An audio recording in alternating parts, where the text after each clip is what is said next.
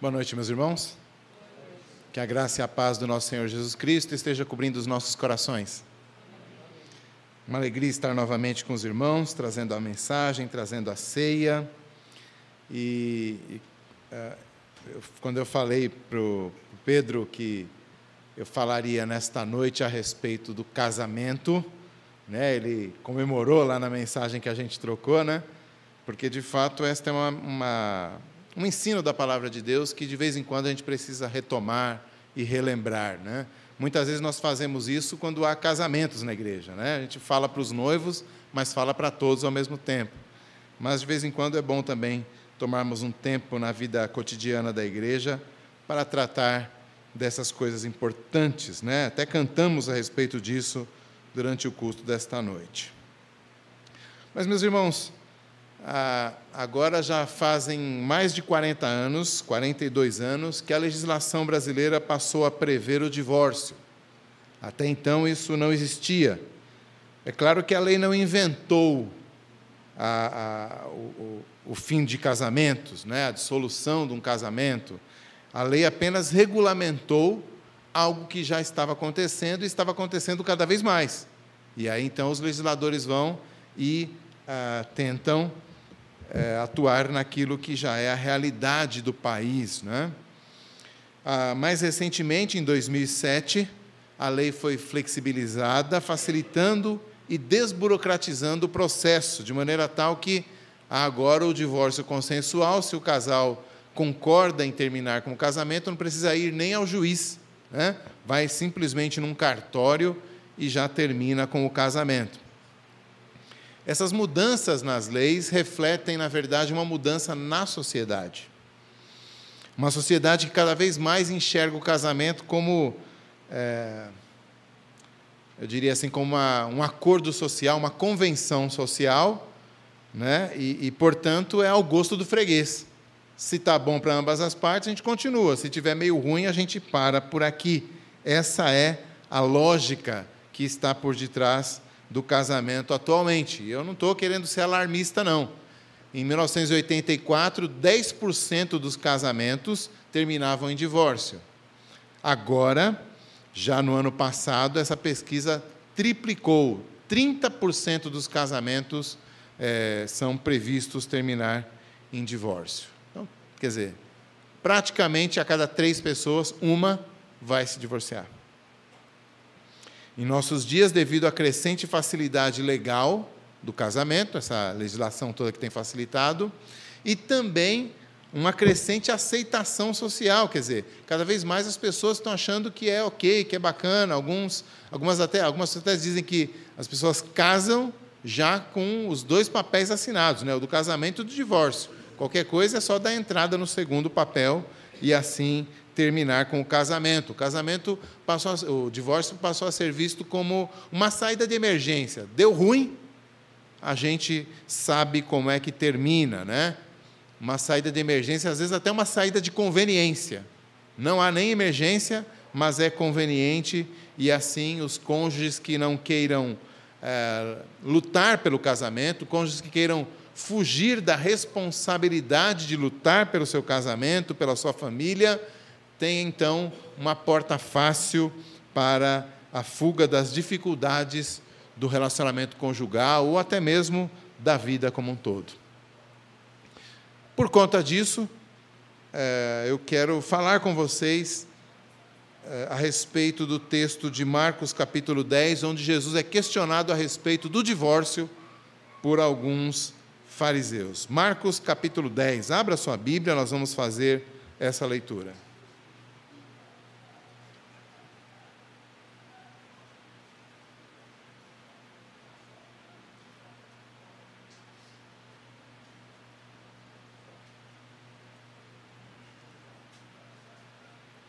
Marcos, capítulo 10. Nós vamos ler até o versículo 12.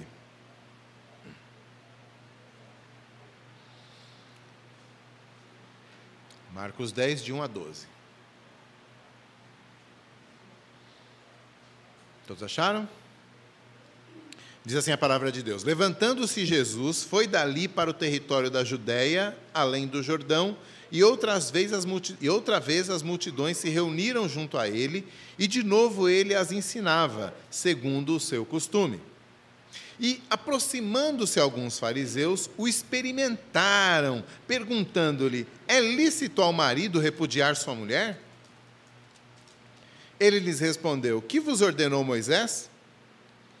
Tornaram eles: Moisés permitiu lavrar carta de divórcio e repudiar. Mas Jesus lhes disse: por causa da dureza do vosso coração, ele vos deixou escrito esse mandamento. Porém, desde o princípio da criação, Deus os fez homem e mulher. Por isso, deixará o homem a seu pai e mãe, e unir-se-á à sua mulher, e com a sua mulher serão os dois uma só carne, de modo que já não são mais dois, mas uma só carne. Portanto, o que Deus ajuntou, não separe o homem. Em casa, voltaram os discípulos a interrogá-lo sobre este assunto, e ele lhes disse: quem repudiar sua mulher e casar com outra, comete adultério contra aquela. E se ela repudiar seu marido e casar com outro, também comete adultério. Meus irmãos, nós já conhecemos a hostilidade dos fariseus em relação a Jesus de outras passagens dos evangelhos, né? Marcos mesmo registra várias vezes em que os fariseus vêm até Jesus para confrontá-lo, para desacreditá-lo publicamente, para mostrar alguma falha no seu ensino junto à opinião pública. Eles sempre estavam hostilizando Jesus de alguma maneira. E aqui, neste capítulo 10 que nós acabamos de ler, a intenção é a mesma, é desacreditar Jesus, fazer Jesus cair em alguma contradição, ou pelo menos fazer com que Jesus diga alguma coisa que o público em geral considere incorreta ou desagradável, e assim deixem de segui-lo. Uma das motivações dos fariseus, inclusive, era exatamente essa. Os evangelhos dizem que eles eram invejosos do sucesso que Jesus tinha. Nós lemos lá no primeiro versículo, as multidões seguindo Jesus, se reunindo junto a ele e cercando-o como sempre o faziam. E isso, então, causava inveja nos fariseus, e eles, então, procuravam armar ciladas para Jesus. Dessa vez, a cilada que eles armaram foi uma pergunta sobre o divórcio, que está no versículo 2 que nós lemos.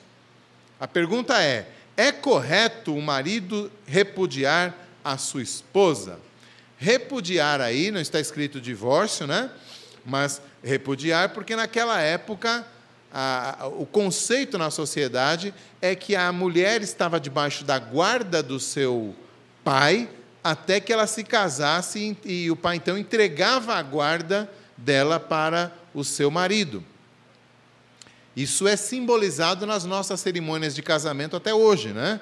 Às vezes até a moça nem mora com os pais mais, e hoje em dia, às vezes até mora com o namorado há anos, mas na hora do casamento o pai vem trazendo e repassa ela para o seu noivo que está ali na frente. Essa simbologia, que hoje a gente só tem como simbologia, era a realidade naquela época. Então, o que era o divórcio? O divórcio era um marido devolver a sua mulher para o pai dela novamente.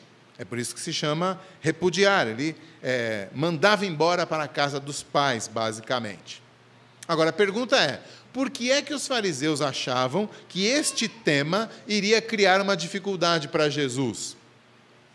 A lei de Moisés, que é citada por Jesus aí, afirmava o seguinte, por exemplo, Deuteronômio 24 diz que quando um homem se casar com uma mulher, se ela não for agradável aos seus olhos e ele achar coisa indecente nela, se ele escrever uma carta termo de divórcio para ela e a despedir de casa, então isso será reconhecido pela lei.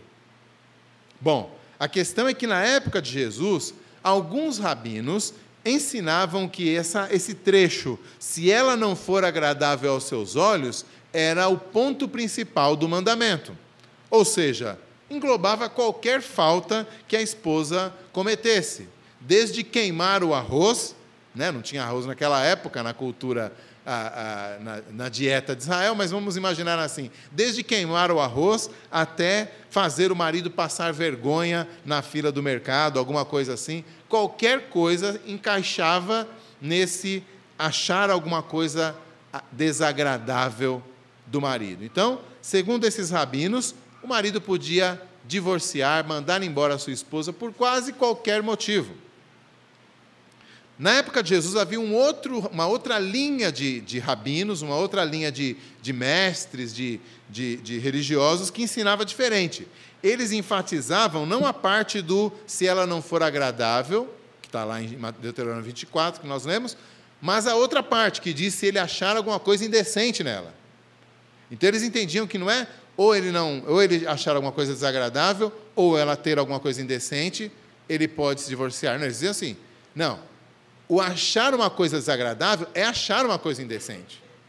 Então, somente coisas indecentes é que poderiam dar margem a um divórcio, ou seja, somente se ele descobrisse uma imoralidade sexual naquela esposa. Por exemplo, que ela não tivesse casado virgem, ou que ela já tinha tido algum caso, alguma coisa assim, e então o divórcio se consumava. Como havia essas duas correntes de ensino entre os judeus daquela época, basicamente, qualquer coisa que Jesus respondesse, os fariseus iam poder falar assim, então, está vendo, ele está contradizendo esse outro rabino aqui. Então, talvez fosse essa a ideia que eles tinham para, como diz o nosso texto, experimentar Jesus, ou seja, testar Jesus, colocar Jesus à prova. Se Jesus respondesse de uma forma A, eles tinham toda a argumentação do lado B para jogar em cima de Jesus. Se Jesus respondesse do lado B, eles malandramente iam pegar a argumentação do lado A e jogar contra Jesus do mesmo jeito. Então, talvez fosse essa a armadilha que eles estavam planejando para Jesus. Uma outra possibilidade é que os fariseus eram muito apegados aos aspectos mais externos da lei, mais concretizáveis da lei. Então, provavelmente, o ensino deles a respeito do divórcio é que o mais importante do divórcio era não esquecer de escrever a carta de divórcio. O motivo, se era justo ou não era tão importante quanto a questão do legalismo dos fariseus. Escreva direitinho a sua carta para não dar margem a nenhum erro, e assim se divorcie.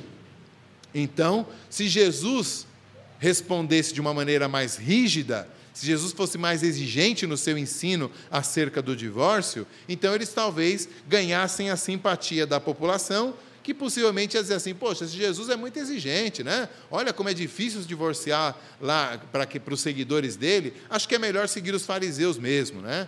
Então talvez eles quisessem encontrar colocar esse tipo de dificuldade no caminho de Jesus. Uma terceira possibilidade, aí eu encerro, que eu posso imaginar para essa tentativa de colocar Jesus em maus lençóis, é que João Batista, primo de Jesus, pregador muito semelhante a Jesus, havia sido morto alguns dias antes por Herodes. E você deve se lembrar que a causa, o motivo pelo qual Herodes mandou matar, o rei Herodes mandou matar João Batista, primo de Jesus, era exatamente que João Batista pregava contra o rei Herodes, porque o rei Herodes estava no segundo casamento, tendo se divorciado da sua esposa e tendo também feito a mulher do seu irmão se divorciar dele para poder se casar com ela, com a sua cunhada, no caso, né? Então, esse casamento ilegal era aquilo que João Batista insistia com o rei Herodes, que ele estava errado, que ele devia se arrepender, e por causa disso ele acabou sendo decapitado por ordem do rei Herodes. Então, talvez os fariseus estivessem pensando o seguinte, se eles pudessem demonstrar que Jesus era tão radical, tinha uma posição semelhante à de João Batista em relação ao casamento e ao divórcio, quem sabe dava para jogar Herodes para cima de Jesus e dizer assim, dá um jeito em Jesus aí, olha o que ele anda falando por aí, você vai ter problemas com ele, então é melhor matá-lo também. De qualquer forma, qualquer que seja a estratégia que os fariseus estavam usando para colocar dificuldades diante de Jesus, qualquer que tenha sido a estratégia que eles estavam bolando ali, Jesus não cai na armadilha deles. Não cai. Pelo contrário, ele aponta aquilo que, no direito moderno, nas nossas leis, é chamado de o espírito da lei, ou a vontade do legislador. Em outras palavras, Jesus diz assim: vocês estão em dúvida, então, como é que interpreta a lei de Moisés? Simples. Olhem a vontade do legislador. Quem é que fez a lei? Não foi Moisés, foi Deus. Então, vejam o que é que Deus queria fazer ao permitir que essa lei fosse entregue por Moisés. E aí, então, Jesus passa a explicar que o propósito da lei do divórcio lá de Moisés não era normalizar o divórcio, não era fazer com que o divórcio se tornasse uma coisa corriqueira, normal, né? Vai lá e assina a sua carta se você achou alguma coisa errada na sua esposa. Mas, pelo contrário, era para desencorajar o divórcio e torná-lo, claro, o menos injusto possível para aquela cultura patriarcal. Porque, vejam, Jesus fala da dureza do coração dos homens. Numa cultura como a cultura hebraica, a cultura judaica daquela época, um homem, um marido mau caráter, poderia, quem sabe, desposar várias mulheres, devolvendo cada uma delas aos seus pais depois de um certo tempo, porque enjoou. A dureza do coração dos homens poderia fazer isso. E o pior, além de devolver a sua esposa para os seus pais e depois fazer um outro casamento, ao seu bel prazer, quando ele a devolvia aos pais dela, né, aos seus sogros, ela voltava para casa desonrada, mal falada, sem nenhuma perspectiva de recomeçar uma nova família, porque todo mundo ia dizer: ele devolveu ela porque havia coisa indecente nela. Então, o que a lei de Moisés está dizendo? Está dizendo o seguinte: você não vai simplesmente devolver sua mulher, não. Você vai ter que fazer um documento declarando por que é que você está devolvendo ela. Então, você vai ser obrigado a, se você disser há uma coisa indecente nela, comprovar isso. Se você disser não há nenhuma coisa indecente nela, então ela volta para casa com a honra dela intacta. Então, essa era a ideia da lei de Moisés, era impedir que a dureza de coração dos homens colocasse as mulheres numa situação terrível, precária. E isso lembrando que o adultério naquela época era punido com apedrejamento. Então, devolver uma mulher para a casa dos seus pais era colocá-la sob até risco de vida, risco de ser morta pelos seus próprios pais como adúltera, sem nenhuma prova escrita. Então, a lei de Moisés dizia: entregue a carta de divórcio para ela, declarando com objetividade qual era a situação que tinha levado ao divórcio. Em outras palavras, Jesus diz: Moisés deu a lei do divórcio por causa da dureza do vosso coração, versículo 5. Dureza do coração. Então, não é o ideal, não é o que Deus queria, não é o que Deus planejou para o casamento, é apenas uma saída realmente de emergência diante da dureza do coração dos homens para proteger as mulheres e não deixá-los tão à vontade assim para tratarem suas esposas como objetos descartáveis naquela sociedade. No entanto, Jesus continua falando que as consequências mais graves de um divórcio não eram de cunho social. O cuidado para com a esposa devolvida para casa, o cuidado para que aqueles maridos não abusassem do seu poder patriarcal para vitimar as suas mulheres. Não, o pior problema do divórcio são as suas consequências espirituais, não as sociais. As sociais, a carta de Moisés já conseguia contornar, mas o problema é que o divórcio corrompe o propósito original do Criador para o casamento. Esse é o grande problema. E aí, então, Jesus, a partir do versículo 6, passa a relembrar para os fariseus e para os seus discípulos o relato de Gênesis. Gênesis capítulo 2, capítulo 1 e capítulo 2 são citados aqui por Jesus, né? Então ele fala da criação da mulher a partir do corpo do homem, com o objetivo de completar o homem. O objetivo de Deus ao criar a mulher foi tornar o homem completo, né? Então essa união de corpo e de alma, que praticamente torna homem e mulher um só corpo novamente, é o casamento. Então Jesus está respondendo àquela provocação dos fariseus sobre a lei de Moisés, apontando para além da lei, para o legislador, para o criador do casamento, para Deus, quando criou a união entre homem e mulher. Segundo Jesus, é ali que está a origem do casamento, né? É ali que está o fundamento, não apenas para o casamento de Adão e Eva, mas para todos os casamentos que viriam à imagem da união entre Adão e Eva. Então, se o casamento é Deus unindo um homem e uma mulher em uma só carne para a vida toda, um divórcio sempre será um pecado. Sempre será desfazer o que Deus fez, sempre será uma transgressão da vontade do Criador, que nenhum ser humano deveria ousar cometer. Então, no versículo 9, Jesus diz: o que Deus ajuntou, não separe o homem. Alguns até, por falta de leitura, né, entendem assim: o que Deus ajuntou, o homem não separa. Não, o homem consegue separar, mas o que Jesus está dizendo é: nenhum homem, nenhum ser humano deveria ousar separar aquilo que é a união feita por Deus, um casamento.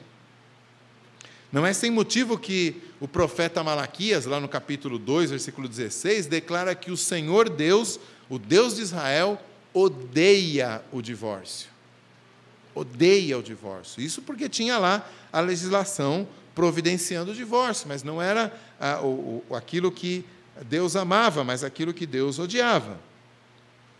Então, meus irmãos, nós vivemos numa sociedade que chama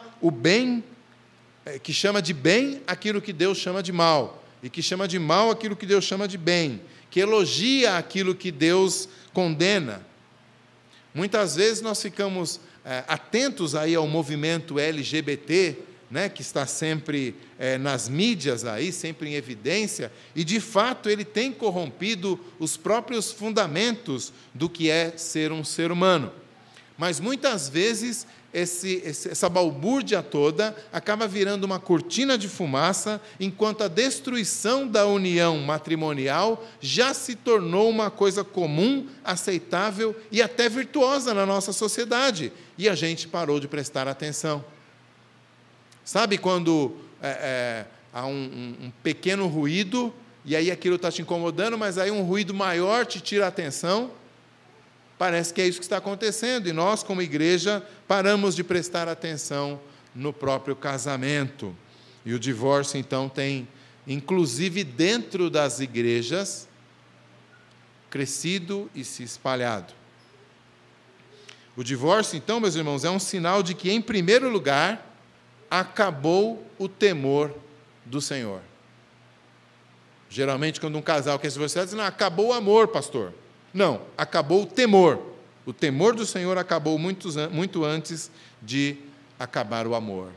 Deus odeia, Deus proíbe, Deus condena, mas a relação se desgastou, temos incompatibilidade de gênios, o amor esfriou, ele não me entende, ela engordou, faltou romantismo da parte dele, e tantas outras justificativas vão se acumulando em cima daquilo que Deus diz: eu odeio.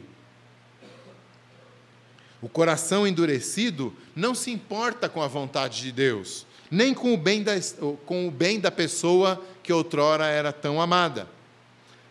O coração endurecido se preocupa apenas com seus próprios sentimentos feridos. O coração endurecido se preocupa apenas com seus próprios sonhos adolescentes não alcançados. O coração endurecido se preocupa apenas com a sua própria autoestima rebaixada, com o seu desejo adâmico de ser o centro do mundo de alguém, e não de se doar para alguém, mas apenas consigo mesmo. É aí que o coração endurecido gera o divórcio. É claro que sempre haverá aquele pensamento malandro, que às vezes chega no nosso gabinete, Pedro. Porque a pessoa vem e diz assim, mas será que no meu caso foi Deus que uniu mesmo? Entendeu? Quer dizer, Jesus diz, o que Deus uniu, o homem não se atreva a separar. E aí o sujeito fala assim, mas acho que no meu caso não foi Deus que uniu. Então eu acho uma brecha na lei, e eu viro exatamente um daqueles fariseus que interpelavam Jesus o tempo todo. Mas, na verdade, essa perguntinha, será que no meu caso foi Deus que uniu mesmo? A própria pergunta já denuncia um coração endurecido, mais voltado para si mesmo do que para Deus. O meu caso é diferente. O meu caso, sempre eu. Mas na resposta que Jesus dá aos fariseus, nós aprendemos que todo casamento, depois de Adão e Eva, ou a partir de Adão e Eva, é sempre o resultado do agir do Senhor de nossas vidas e jamais o resultado do acaso. Sempre Deus, o Senhor da história, está unindo casais quando eles se casam. Não há outro tipo de casamento que não seja Deus agindo. Então, as dificuldades de relacionamento são consequências diretas daquela queda que afetou Adão e Eva, o primeiro casal, e que continua afetando os novos casais até hoje, ano após ano, século após século, dia após dia. Mas a presença do pecado jamais pode ser justificativa para pecarmos ainda mais, separando aquilo que o Criador disse que deveriam estar unidos. Quando Jesus fala essas coisas para os fariseus, os discípulos percebem a radicalidade do ensino do Senhor acerca do casamento. Eles entendem, Jesus foi muito além do que aqueles rabinos que eram considerados mais linha dura. Muito além. Eles não se manifestam na hora, os discípulos, eles guardam silêncio, mas assim que eles chegam em casa, eles pedem que o mestre se aprofunde naquela questão. No versículo 10, em casa, eles voltaram a interrogá-lo sobre esse assunto. E é então que Jesus acrescenta, além de pecado, o divórcio também é inócuo, é ineficiente, ineficaz. Sim, faz todo sentido. Como é que meras criaturas poderiam anular os atos do Criador? Claro que não. De maneira, então, que aquele marido que dispensou injustamente a sua esposa para se ver livre e casar novamente, quem sabe com uma mais nova, quem sabe com uma mais bonita, quem sabe com uma mais isso ou mais aquilo. Esse marido, na verdade, continua unido com a sua esposa, a quem Deus o uniu, e, portanto, estará em adultério assim que se unir a uma outra mulher. E vice-versa de Jesus. O homem não pode separar o que Deus uniu. É importante lembrarmos aqui que essa não é a única vez que Jesus fala acerca do divórcio e do casamento. No Sermão do Monte, ele explica que, em caso de relações sexuais ilícitas, o divórcio é permitido, lá em Mateus 5,32. Ou seja, se um cônjuge comete adultério, a parte inocente pode se separar sem que esteja pecando, porque o outro cometeu adultério. Pode, inclusive, se casar com outra pessoa depois, porque foi o outro que rompeu a aliança. Pode, não significa que deve. Tá? Nós lemos na liturgia, falando sobre oferecer a outra face, sobre orar pelo inimigo, sobre caminhar mais uma milha. Então, nem o adultério obriga um divórcio, mas é permitido. Agora, isso que Jesus falou no Sermão do Monte está em perfeita harmonia com o que ele está dizendo aqui em Marcos 10. Porque, veja, a regra que Jesus tem para interpretar a lei do divórcio é a seguinte: a permissão de Deus para o divórcio foi dada por causa da dureza do coração. Uma pessoa só adultera se estiver com o coração endurecido contra Deus e contra o seu cônjuge. Então, realmente é um caso de dureza do coração. E também, por outro lado, a parte inocente, que poderia buscar perdoar, e não consegue perdoar e por isso pede o divórcio, também está pedindo o divórcio por causa do seu coração endurecido. O adultério do outro endureceu o seu coração de tal maneira que aquele sofrimento, aquela angústia de ser traído, o impede de perdoar. Agora, assim como Deus nos perdoa vez após vez, quando nós amamos outras coisas mais do que amamos a Ele, Ele nos chama sempre ao perdão. A vida do profeta Oséias, creio que os irmãos conhecem, ilustra muito bem isso. Deus chama Oséias para se casar com uma mulher que vai adulterar. E Oséias, então, primeiramente, se separa dessa mulher, mas depois Deus o chama a buscá-la novamente, colocá-la de resguardo durante um tempo, para que eles pudessem reatar seu relacionamento. E a lição que Deus está ensinando através da vida amorosa de Oséias é exatamente essa. Eu sou assim com o meu povo. Vocês estão sempre buscando outros deuses. Vocês estão sempre buscando outros amores. Vocês nunca me amam como eu amo vocês. Mas eu continuo indo atrás de vocês. Eu não desisto. Deus é assim. Ele nos aceita, nos purifica e nos ama continuamente.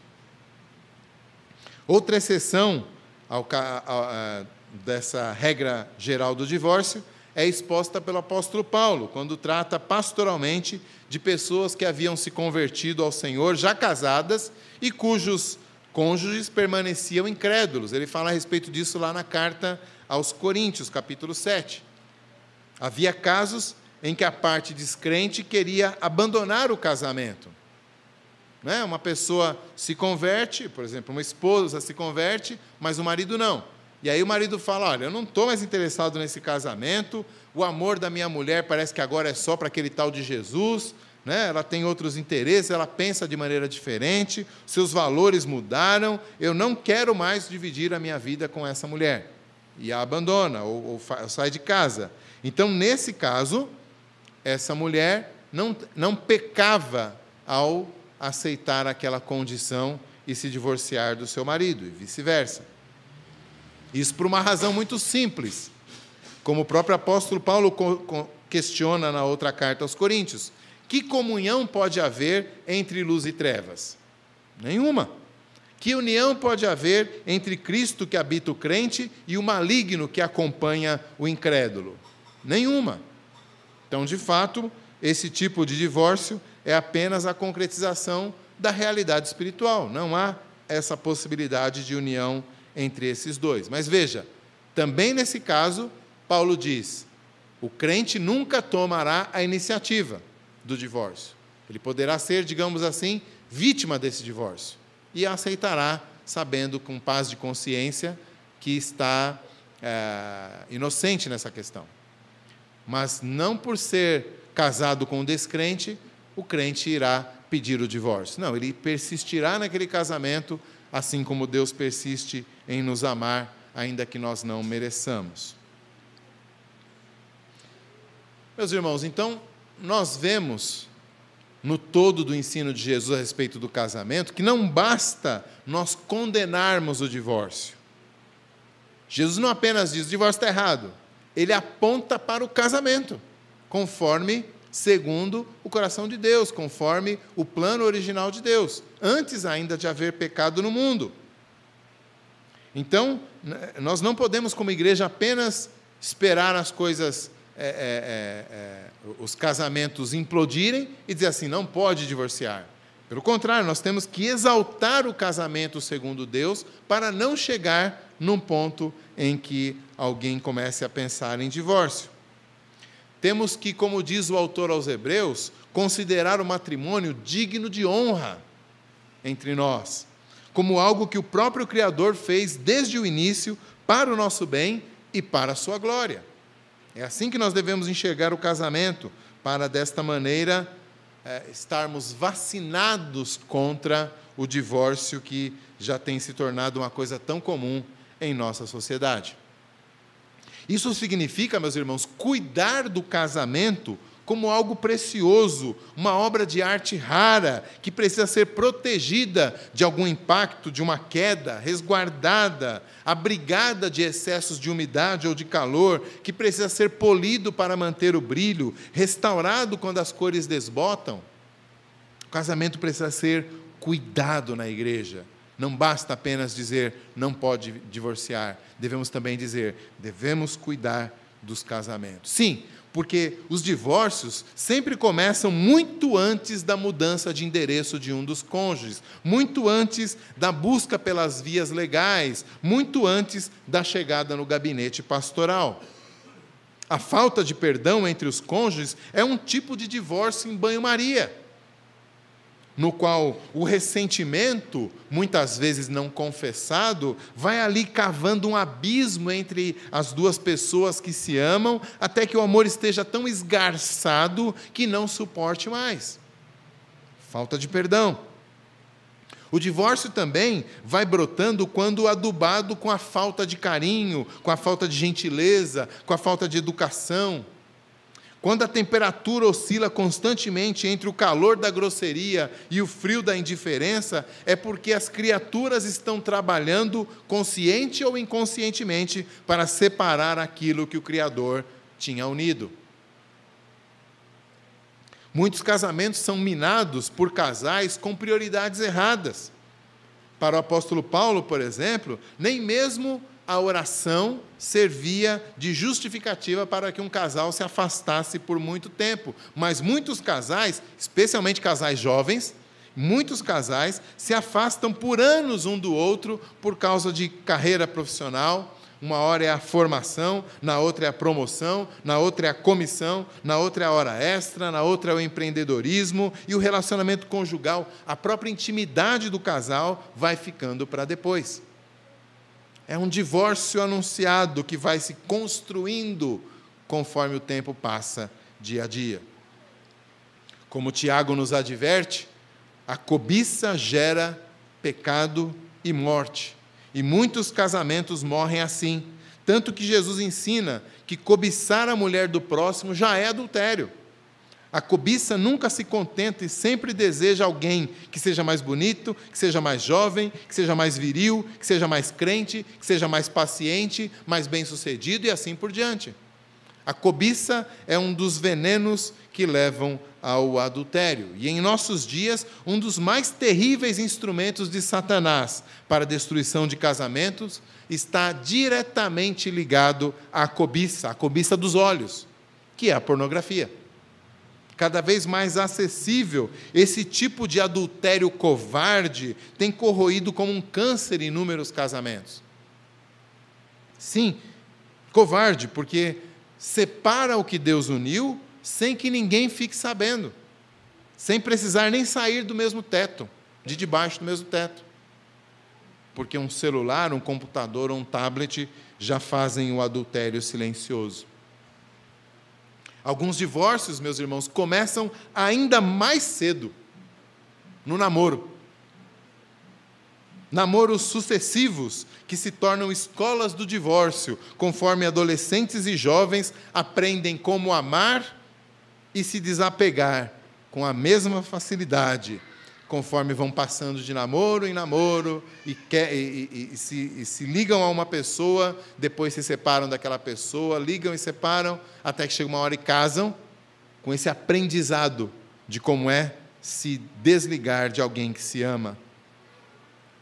Namoros permissivos também, onde a relação sexual que pertence apenas ao casamento, ao matrimônio, é praticado livremente. Esse tipo de namoro fragiliza a confiança, fragiliza o respeito mútuo, que são tão necessários à manutenção da aliança conjugal. São dinamites colocadas no casamento antes mesmo de se casar. Namoros motivados pela beleza física do outro e não pelo caráter. Também são plantações de divórcio, esse tipo de namoro. Muita gente já se casou por causa desse tipo de motivação, com gente preguiçosa, com gente avarenta, com gente rixosa, com gente fútil, com gente violenta, com gente irresponsável. E é claro, talvez o pior dos casos, namoros com incrédulos, contra a qual Paulo adverte, como eu já mencionei, que harmonia há entre Cristo e o maligno, que comunhão pode haver entre luz e trevas. Claro, esse tipo de namoro pode gerar um casamento que já vai capenga desde o seu início. Mas não poderíamos terminar a exposição do ensino de Jesus a respeito do casamento e do divórcio sem enfatizar que esse ensino não é radical, sim, mas só não é mais radical do que o ensino de Jesus a respeito da graça do seu Pai. Precisamos falar disso ao final deste assunto. Jesus, em vez de expulsar da sua presença uma mulher cuja vida era indecente, aceitou o seu amor, sua gratidão e suas lágrimas de arrependimento. Lá em Lucas 7, ele diz para ela: seus muitos pecados estão perdoados. Jesus, em vez de punir com sua justiça uma mulher adúltera que foi trazida a ele, a perdoou com sua graça. Ele disse lá em João 8, vai e não peques mais. Assim como demonstrou a Oséias, Deus não se separa do seu povo, nem mesmo quando o seu povo é infiel. Então, se você, meu irmão, minha irmã, tem se afastado de Deus, saiba que Ele não se afastará de você. Saiba que Ele é o tipo de pastor amoroso que percorre vales e montanhas atrás de uma única ovelha perdida. E se as coisas ficarem difíceis depois de você se afastar, não é porque Ele está te castigando ou porque Ele tenha se divorciado de você, por assim dizer, mas porque Ele continua te amando e te atraindo, mesmo que por meio da dor. Então volte-se para aquele que te ama com amor eterno. Mas de uma maneira mais específica, se você, meu irmão, minha irmã, passou por um divórcio, se você passou de alguma maneira por relacionamentos que se desfizeram por causa da dureza de coração da outra pessoa, de você mesmo, ou, o que é mais provável, dos dois, de ambos, então saiba que o Criador do casamento enviou seu Filho para que os pecadores possam ter uma nova vida. Esse não é o ponto final para Deus, não foi o ponto final da sua vida para Deus. Então, se esse é o teu caso, busque arrependimento aos pés do Salvador. Ao contrário de você, de mim e de todos nós, Ele jamais nos abandona, Ele jamais se separa de nós, Ele jamais nos repudia, Ele jamais é infiel conosco, Ele jamais quebra suas promessas de amor eterno para nós. Ele é rico em perdoar, pois a sua misericórdia dura para sempre. Então, se você, meu irmão, minha irmã, está num relacionamento conjugal, num casamento, e precisa que essa misericórdia de Deus entre no seu casamento para consertar o que anda já se desencaminhando, clame a Ele. Ele é rico em perdoar, Ele é rico em misericórdia, Ele é especialista em corações endurecidos. Busque a face de Deus, busque nele a restauração do teu casamento. Se você já passou por um divórcio, reflita a respeito da sua própria vida, busque arrependimento no Senhor, naquilo que te cabe, naquilo que foi a sua parte na destruição daquilo que Ele uniu. Se arrependa e busque restauração nas mãos do Senhor também. E se você ainda não é casado, então procure construir desde o namoro o tipo de relacionamento que espelha, que reflete o propósito do Criador para o casamento, para que você jamais venha a lutar contra o próprio Criador no seu casamento, para que você jamais venha a trabalhar para destruir aquilo que Deus construiu, para que você jamais tenha que ver o seu casamento, ao invés de espelhar o amor de Deus, espelhar a dureza do coração humano. Busque o Senhor, busque sabedoria do Senhor, busque a graça do Senhor. Ele é rico em perdoar. Que o Senhor, assim, abençoe a nós, aos nossos relacionamentos, aos nossos casamentos, às nossas famílias.